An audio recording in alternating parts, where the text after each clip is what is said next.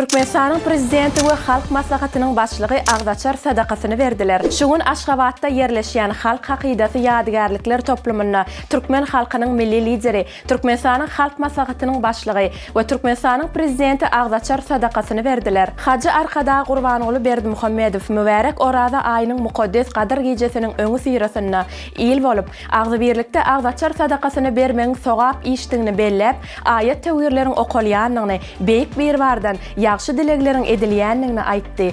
Halkymyzyň doga dilekleri, berýän sadakalary Allah Tagalanyň dergähine kabul bolsun diýip Hacı Arkada aýtdy. Türkmenistanyň muftisy teberek çykyp, Hacı Arkadagyň hemde Arkadagly Hacı Serdaryň berýän Agdaçar sadakalarynyň beýik bir baryň dergähine kabul bolmagyny dilek etdi. Teberek çykylandan soňra Agdaçar sadakasyna gatnaşýanlara dürli tagamlar çekildi. Sizi dünýäniň hemde ýurdumyzyň täzelikleri gyzyklandyrýarmy?